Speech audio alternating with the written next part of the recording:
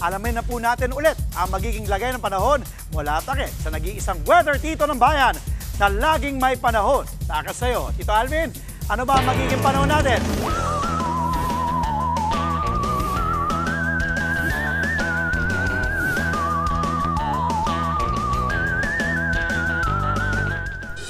Good morning, Kuya Andre, at good morning mga kapatid. Ulat panahon po muli tayo ha. Kuya Andre, aktibo na nga po itong tinatawag nating habagat o southwest monsoon. Ito po ay nagdadala ng mga possible na mga pagulan at thunderstorms dito sa ilang bahagi ng extreme northern Luzon, Ilocos Region, Zambales at Bataan. Medyo maulap din tayo at possible din yung mga scattered o kalat-kalat na pagulan dito sa areas ng Cordillera. Kasama na po dyan ang Baguio City ha, Zambales, Tarlac, Pampanga, Bulacan, kasama na rin po dyan ang Cavite at Laguna, maging dito sa ilang areas ng Mindoro.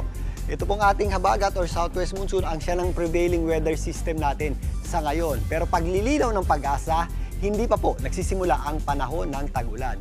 Ang dahilan po niyan ay dahil hindi pa napupunan ang sapat na dami ng pagulan para doon sa criteria ng pag-asa upang magsimula na nga yung onset ng rainy season o yung panahon ng tag-ulan. Pero anytime, within the next few days hanggang sa susunod na linggo, maaari na pong magdeklara ang pag-asa ng opisyal na panahon ng tag-ulan dahil aktibo na nga po itong ating habagat o southwest monsoon. At yan na nga po ang nagpapaulan sa malaking bahagi ng ating bansa, particularly sa western section nito.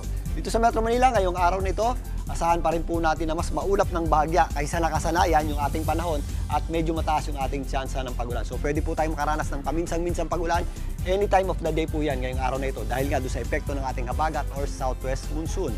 Mas nababawasan naman ang ating pagulan dito sa areas ng Visayas at Mindanao dahil medyo mataas yung ating axis ng mga pagulan dulot ng habagat. Mababa ang ating tsansa ng pagulan, relatively maaliwalas ang panahon natin dito sa Metro Cebu. Ganun din po ang ating aasahang panahon dyan po sa Metro Davao. Pero possible din po yung ating mga isolated o localized na pagulan at thunderstorms kadalasang nangyayari tuwing hapon at gabi. Since nagbabalik na po ang habagat, ano bang pinagkaiba ng habagat at ng hanging amihan? Ito pong habagat at ang amihan ang ating wind system dito po sa ating bansa. Ang amihan po ay kadalasang nangyayari tuwing buwan ng October hanggang March. Ang katangian po niyan ay cold at dry. Dahil po dyan, mas bawas po yung ating pagulan, particularly sa western section nito, kasama po dyan ang Metro Manila. Pero dito sa eastern section ng ating bansa, dito sa nakatapat sa Pacific, dahil sa amihan, may kasama po yung frontal, may kasama po yung tinatawag nating shear line, mas nagpapaulan po yan dito sa eastern section ng ating bansa.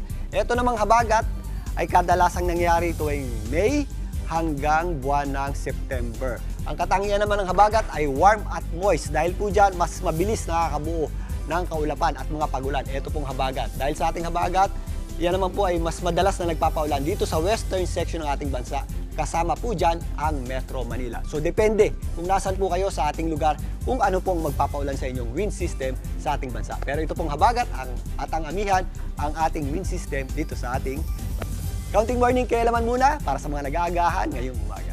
Muli, ito po ang inyong Weather Tito Alvin na lagi may panahon para sa iyo. Mga kapatid, Dimples Romana po, kumpletuhin ang inyong umaga ng mga kwentong puno ng inspirasyon. Salubungin po ang bawat araw ng may ngiti at pag-asa.